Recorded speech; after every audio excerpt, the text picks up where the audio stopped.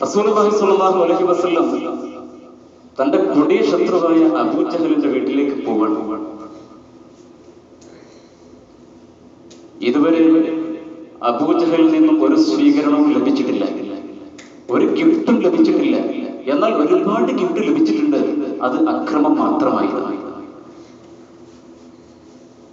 വാർത്ത വന്നു. ഞാൻ ചെറിയ ശകലങ്ങൾ മാത്രമാണ് പറയുന്നത്, പ്രസംഗത്തിലേക്ക് കിടക്കാനുള്ളൊരു വേദിയല്ലാത്തത്. നബി സല്ലല്ലാഹു അലൈഹി വസല്ലം അബൂജഹലിന്റെ വീട് ലക്ഷ്യം വെച്ച് പോകുന്നു. വിവരം കിട്ടിയത് ഇങ്ങനെയാണ്: സുഖമില്ല, കിടപ്പിലാണ്. അബൂജഹൽ പുറത്തിറങ്ങുന്നില്ല, രോഗഗ്രസ്തനായി കിടക്കുകയാണ്. തിരുനബി സന്തോഷിച്ചില്ല. അവിടെ മനസ്സിൽ അപ്പോൾ ഉറവയെടുത്തത് ലോകത്തിന്റെ റഹ്മത്തായ റസൂലുള്ളാഹി സ്വല്ലല്ലാഹു അലൈഹി വസല്ലമയുടെ ആ മനസ്സിൽ ഉറവയെടുത്തത് സ്നേഹമായിരുന്നു. അവിടെ ആയുധമെടുത്തിട്ട് അബൂജഹലിനെ കൊല്ലാൻ പറ്റിയ സമയമാണ് എന്ന് തിരുനബി സ്വല്ലല്ലാഹു അലൈഹി വസല്ലമ നനച്ചില്ല. അവിടുന്ന് പോവാ, രോഗിയെ ഒന്ന് കാണണം. എത്ര വലിയ ശത്രുവാണെങ്കിലും രോഗിയെ ഒന്ന് കാണണം. അവിടേക്ക് പോകുന്നു. ചെന്നു നോക്കുമ്പോൾ ഒരുപാട് പരിചാരകരുണ്ട്. റസൂലുള്ളാഹി സ്വല്ലല്ലാഹു അലൈഹി വസല്ലം വരുന്നത് കാണുന്നു. അബൂജഹൽ വീടിന്റെ ഉള്ളിലാണ്. പെട്ടെന്നാണ് മുറ്റത്തെത്തുമ്പോൾ മഹാനായ മലക്ക് ജിബ്രീൽ അലൈഹിസ്സലാം ഒന്ന് പറയുന്നുണ്ട്, ഇവിടെ വരെ വന്നത് ഓക്കെ, നിങ്ങളുടെ മനസ്സിലെ ആ സ്നേഹവും സഹിഷ്ണുതയും എല്ലാം മാനിക്കുന്നു. റസൂലുള്ളാഹി സ്വല്ലല്ലാഹു അലൈഹി വസല്ലം നിങ്ങൾക്ക് വഹി ലഭിക്കുന്നു, നിങ്ങൾ തിരിച്ചു പോകണം. അബൂജഹൽ പ്രിറ്റൻഡ് ചെയ്യുകയാണ്, രോഗമില്ല. ശരി, റസൂലിന്റെ മനസ്സ് നോക്കണം. രോഗിയായി കിടക്കുമ്പോൾ സന്ദർശിക്കുകയാണ്, തിരിച്ചു പോകണം. കാരണം എന്താ? വീടിന്റെ തൊട്ട് മുമ്പിൽ ഒരു വലിയ ഗർത്തം കുഴിച്ചു വെച്ചിട്ടുണ്ട്, ഒരു വലിയ കുഴി. അത് മൂടിയിട്ടിരിക്കുന്നു. പ്രത്യക്ഷത്തിൽ മണലെല്ലാം ഉണ്ട്, ചുറ്റുഭാഗം മണലുമുണ്ട്, നടന്നു പോകാവുന്നതേയുള്ളൂ. നടന്നു പോകുന്ന പക്ഷം റസൂലുള്ളാഹി സ്വല്ലല്ലാഹു അലൈഹി വസല്ലം അതിലേക്ക് വീഴും. ഓർഡർ കൊടുത്തിരുന്നു, മുഹമ്മദ് വരും എന്ന് എനിക്കറിയാം. ഒരു ശത്രുവിന്റെ മനസ്സിൽ നിന്ന് റസൂലുള്ളാഹി സ്വല്ലല്ലാഹു അലൈഹി വസല്ലം തങ്ങളുടെ മനസ്സിൽ ഇങ്ങനെ ഒരു ചോദ്യം ഉണ്ടാകണമെങ്കിൽ, ഇങ്ങനെ ഒരു തീരുമാനം ഉണ്ടാകണമെങ്കിൽ റസൂലുള്ളാഹിന്റെ ആ പെരുമാറ്റം എത്രമാത്രം മധുരോധാരമാണ്, എത്രമാത്രം സുന്ദരമാക്കണം. മുഹമ്മദ് വരും, വരുമ്പോൾ കുഴിയിൽ വീഴും. വീണ നിങ്ങൾ അങ്ങോട്ടും ഇങ്ങോട്ടും നോക്കേണ്ട ആവശ്യമില്ല, പെട്ടെന്ന് മണ്ണിൽ മൂടുക, പരിപാടി ഖലാസ് കഴിയും. ഇതായിരുന്നു ഓർഡർ. പക്ഷേ തിരുനബി സല്ലല്ലാഹു അലൈഹി വസല്ലം വന്നു എന്നും തിരിച്ചു പോകുന്നു എന്നും വിവരം കിട്ടിയപ്പോ അബൂജഹലിന് വെപ്രാളമായി. താൻ കുഴിച്ച കുഴിയെ കുറിച്ചെല്ലാം മറന്നുപോയി. അബൂജഹൽ പെട്ടെന്ന് എഴുന്നേറ്റിട്ട് അവിടുന്ന് ഓടാനുള്ള ശ്രമമാണ്. ഓടുമ്പോൾ മുഹമ്മദ് എവിടേക്കാ പോകുന്നത്, എവിടേക്കാ പോകുന്നത്, വരൂ വരൂ വരൂ, എവിടേക്കാ നിങ്ങൾ പോകുന്നത്? ഒരു ശത്രു റസൂലുള്ളാഹിന്റെ പിന്നാലെ പോയിട്ട് ക്ഷണിക്കുകയാണ്. മഞ്ഞുരുകയാണ് ഇവിടെ, കലാപമുണ്ടാക്കുകയല്ല ഇവിടെ. പക്ഷേ പെട്ടെന്ന് സംഭവിച്ചത് എന്താണ്? ഇവിടെ നമുക്ക് വലിയൊരു പാഠമാണ്. അബൂജഹൽ കുഴിച്ചു വെച്ച കുഴിയിൽ അബൂജഹൽ തന്നെ വീഴുകയാണ്. ആരും ഇന്നാലില്ലാഹി പറയുന്നില്ല, കാരണം അബൂജഹൽ ചെയ്ത സേവനം എല്ലാവർക്കും അറിയുള്ളൂ.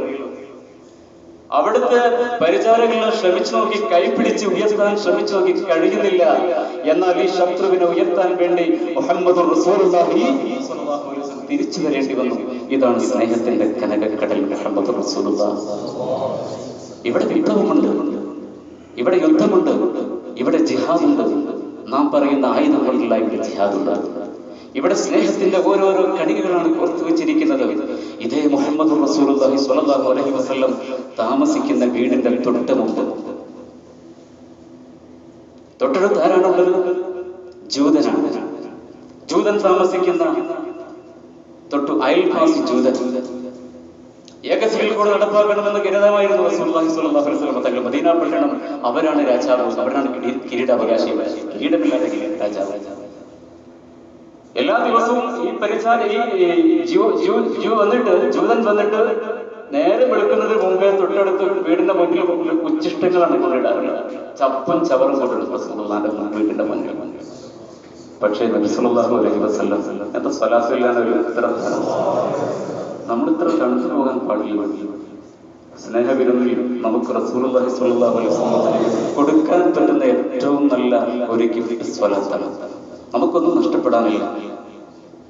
നമ്മൾ കണ്ണാടിയിലേക്ക് നോക്കിയിട്ട് നമ്മൾ സ്വലാത്ത് അതിങ്ങനെ തെളിഞ്ഞ് ഇങ്ങോട്ട് തട്ടി പ്രതിഫലിക്കുന്നത് പോലെ ഹബീബ് റസൂലുള്ളാഹി സ്വല്ലല്ലാഹു അലൈഹി വസല്ലം തങ്ങളുടെ അടുത്ത് പോയിട്ട് നമുക്ക് തന്നെ അതിന്റെ പ്രതിഫലം കിട്ടുന്നു. റസൂലുള്ളാഹിക്ക് നമ്മുടെ സ്വലാത്തിന്റെ ആവശ്യമില്ല. റസൂലുള്ളാഹി നമുക്ക് കൂലി കിട്ടാൻ വേണ്ടിയിട്ടാണ്. അപ്പോൾ ചിലപ്പം മടുക്കും, കുറെ എങ്ങനെ കേൾക്കും, എങ്ങനെയൊക്കെ ചൊല്ലില്ല. അപ്പോൾ ഈമാനിന്റെ കുറവാണ് നമ്മുടെ മനസ്സിൽ ഉണ്ടാകുന്നത് എന്നാണ് നമുക്ക് മനസ്സിലാക്കുന്നത്. ഞാനവിടെ എന്നോട് കൂടിയാണ് പറയുന്നത്. ഈ ഉച്ചിഷ്ടം കൊണ്ടിടുമ്പോൾ രാവിലെ വന്ന് റസൂലുള്ളാഹി ആരോടും പറയില്ല, സ്വന്തം കരങ്ങൾ കൊണ്ട് ഈ ഉച്ചിഷ്ടങ്ങളൊക്കെ എടുത്ത് മാറ്റി ക്ലീനാക്കി. വീട്ടുകാരൊന്നും അറിയിക്കില്ല. നോക്കണം നിങ്ങൾ, വീട്ടുകാരെ അറിയിക്കില്ല. റസൂലുള്ളാഹി വരുന്നു സ്വല്ലല്ലാഹു അലൈഹി വസല്ലം ക്ലീൻ ആക്കുന്നു, യാതൊരു പരാതിയില്ല, നോ കംപ്ലൈന്റ്. ഇതിങ്ങനെ ആവർത്തിച്ചു. പക്ഷെ അദ്ദേഹം നിർത്തിയില്ല. ജൂതന്റെ മനസ്സ് എപ്പോഴും ശത്രുതയാണ്, ശത്രുവുമാണ്. എങ്ങനെയാണ് എനിക്ക് പ്രതികാരം ചെയ്ത റസൂലുള്ളാഹിന്റെ മനസ്സിലാണെങ്കിൽ എങ്ങനെ എനിക്ക് ക്ഷമിപ്പിക്കുക, എങ്ങനെ ഇങ്ങനെ കൊണ്ടുവരിക എന്നാണ്. ഇതാണ് രണ്ട് ധ്രുവങ്ങളാണ് ഇവിടെ യുദ്ധം നടക്കുന്ന രണ്ട് ധ്രുവങ്ങളാണ്. ഇന്ന് ആയുധങ്ങൾ കഥ പറയുകയാണെങ്കിൽ റസൂലുള്ളാഹി സ്വല്ലല്ലാഹു അലൈഹി വസല്ലമയുടെ മദീനയിൽ അന്ന് സ്നേഹമാണ് കഥ പറഞ്ഞത്. മനസ്സുകളെയാണ് ഇവിടെ നിന്ന് ഓർത്ത് വലിച്ചെടുത്തത്. അതല്ലാതെ ഒരിക്കലും ചോര ഊറ്റിയെടുക്കുന്ന ഡ്രാക്കുളകളായിരുന്നില്ല മദീനയിൽ ഉണ്ടായിരുന്നത്. റസൂലുള്ളാഹി എന്നും സ്വല്ലല്ലാഹു അലൈഹി വസല്ലം അവിടെ നിന്ന് വൃത്തിയാക്കി. കുറെ ദിവസം ആവർത്തിച്ചപ്പോൾ ഒരു ദിവസം കാണാനില്ല, ഈ ജൂതനെ കാണാനില്ല. അപ്പൊ സ്വാഭാവികമായിട്ടും റസൂലുള്ളാഹിക്ക് സന്തോഷമാണ് വരേണ്ടത്. നമ്മളൊക്കെ ആണെങ്കിൽ സന്തോഷമല്ലോ, ആ പഹയന്റെ ഇന്നത്തെ പ്രശ്നം തീർന്നല്ലോ, കാണാനില്ലല്ലോ ഒന്നും, ഇതല്ലേ. റസൂലുള്ളാഹി സ്വല്ലല്ലാഹു അലൈഹി വസല്ലം വിഷമായി. എന്തു പറ്റി എന്റെ അയൽവാസിക്ക്? ഇതാണ് നബിയുടെ വീട്ടിൽ നിന്ന് അയൽവാസിയുടെ വീട്ടിലേക്ക് പോകുന്നത് സ്നേഹമാണ്. എന്തു പറ്റി അന്വേഷിക്കുന്നു. അപ്പൊ മനസ്സിലാകുന്നു, വീട്ടിലെത്തിയപ്പോ അദ്ദേഹം രോഗഗ്രസ്തനായി കിടക്കുകയാണ്, രോഗിയായി കിടക്കുകയാണ്. ജൂതനെ കാണാൻ വേണ്ടി മുഹമ്മദ് റസൂലുള്ളാഹി സ്വല്ലല്ലാഹു അലൈഹി വസല്ലം പോവാണ്. ഇവിടെ നിങ്ങൾ നോക്കൂ, ഹിമാലയത്തിന്റെ പുറത്ത് ആയുധം കൊണ്ട് നിൽക്കുന്ന ഒരാളും ഇപ്പുറത്ത് നല്ല ഗണ്ണുമായിട്ട് നിൽക്കുന്ന ആളും യുദ്ധത്തിന് ചാൻസ് കിട്ടുമ്പോൾ വെക്കാനാ നോക്കുക. റസൂൽ അതൊക്കെ മാറ്റി വെച്ചിട്ട് ആ ഹൃദയം തുറന്നിട്ട് ഈ ജൂതന്റെ വീട്ടിലേക്ക് മുഹമ്മദ് റസൂലുള്ളാഹി കടന്നു ചെല്ലുക, വിവരങ്ങൾ അന്വേഷിക്കുക. Past is past. കഴിഞ്ഞതിനെ കുറിച്ചൊന്നും ചോദിക്കില്ല, ഒരു ചോദ്യമില്ല. എന്തൊക്കെയുണ്ട് വിവരം? അദ്ദേഹത്തിന്റെ കണ്ണിൽ നിന്ന് കണ്ണുനീരാ വരുന്നത്. ഇതുവരെ സന്തോഷിച്ച ജൂതന്റെ കണ്ണിൽ നിന്ന് കണ്ണുനീര് വരാണ്. അദ്ദേഹം പറഞ്ഞു, അഷ്ഹദു അല്ലാ ഇലാഹ ഇല്ലല്ലാഹ് വ അന്നക റസൂലുള്ളാഹ്. അതായിരുന്നു ആ പ്രഖ്യാപനം. എന്താ ഇവിടുത്തെ മാറ്റം? ഈ മാറ്റമാണ് ലോകം ആഗ്രഹിക്കുന്നത്. ഇതാണ് നമുക്ക് ലോകത്തിന് കൊടുക്കാനുള്ള സമ്മാനം. നമ്മൾ കൊലവിളി നടത്തിയാൽ കൊലവിളിയെ നമുക്ക് തിരിച്ചു കിട്ടുകയുള്ളൂ. എത്രയോ സംഭവങ്ങളുണ്ട്. ഏക സിവിൽ കോഡിന്റെ കാലത്ത് മദീനയിൽ ആ ഏക സിവിൽ കോഡാണ് നടപ്പാക്കിയിരുന്നതെങ്കിൽ ജൂതന്റെ ആവശ്യമനുസരിച്ച് ജീവിക്കാൻ പറ്റില്ലായിരുന്നു. ഒരുപാട് ആളുകൾ തിരുനബി സല്ലല്ലാഹു അലൈഹി വസല്ലം തങ്ങളിലേക്ക് വന്നിട്ടുണ്ട്. ഒരിക്കലും ഒരാൾക്ക് കടം കൊടുക്കാൻ വേണ്ടി വന്നു, മനഃപൂർവ്വം വന്നതാ, പരീക്ഷിക്കാൻ വേണ്ടി വന്നതാ. നബി സല്ലല്ലാഹു അലൈഹി വസല്ലം തങ്ങൾ എന്ന് പറഞ്ഞാൽ കയ്യിൽ ഒന്നുമില്ലാത്ത ദരിദ്രമായിരിക്കുന്ന ഒരു അവസ്ഥയാണ്. കയ്യിലൊന്നുമില്ല, കൊടുക്കാൻ ഒന്നുമില്ല. ഈ സമയത്താണ് വരുന്നത്. അറിയാം, അവസരം കാത്തു നിൽക്കുകയായിരുന്നു. അങ്ങനെ ഒരാൾ വന്നു, എനിക്ക് എന്തെങ്കിലും തരണം എന്ന് പറഞ്ഞു. റസൂലുള്ളാഹി സ്വല്ലല്ലാഹു അലൈഹി വസല്ലം കൊടുക്കാൻ ഒന്നുമില്ല, ഇപ്പൊ എന്റെ അടുക്കൽ ഒന്നുമില്ല, നീ പിന്നെ വാ എന്ന് പറയും.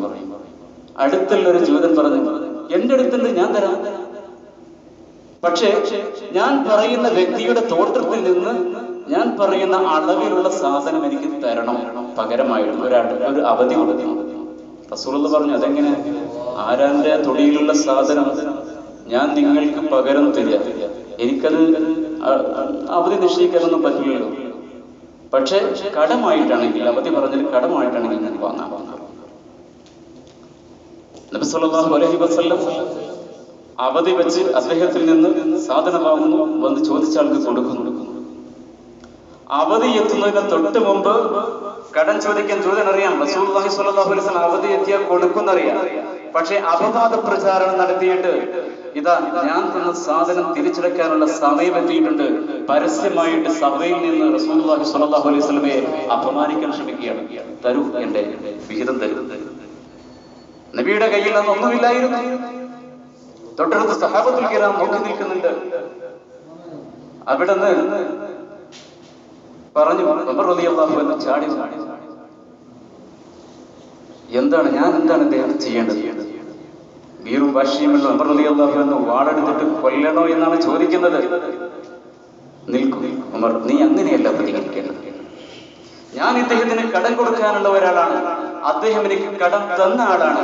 നീ അദ്ദേഹത്തോട് പറയേണ്ടത് നല്ല രീതിയിൽ നീ കടം തിരിച്ചു ചോദിക്കണം എന്നാണ്. നോക്കണം നിങ്ങൾ റഹ്മത്തിന്റെ ആ പോക്ക്. നല്ല രീതിയിൽ കടം നിങ്ങൾ തിരിച്ചു ചോദിക്കണമെന്നാണ് നീ അദ്ദേഹത്തോട് പറയേണ്ടത്. എന്നോട് പറയേണ്ടത് നിങ്ങൾ നല്ല രീതിയിൽ കടം തിരിച്ചു കൊടുക്കണമെന്നാണ്. ഇവിടെയെല്ലാം വലിയ പാഠങ്ങളാണ് നമുക്കുള്ളത്. സമയദൗർലഭ്യം മുന്നോട്ട് പോകാൻ അനുവദിക്കുന്നില്ല. അല്ലാഹു സുബ്ഹാനഹു വ തആല നാം പറഞ്ഞത് കേട്ടത് സ്വാലിഹായ അമലായി സ്വീകരിക്കുമാറാവട്ടെ. അല്ലാഹുവിന്റെ ഹബീബിനെ സ്നേഹിക്കാൻ, അവിടത്തേക്ക് സ്വലാത്ത് ചൊല്ലാൻ നമുക്ക് അല്ലാഹു തആല ഭാഗ്യം തരുമാറാവട്ടെ.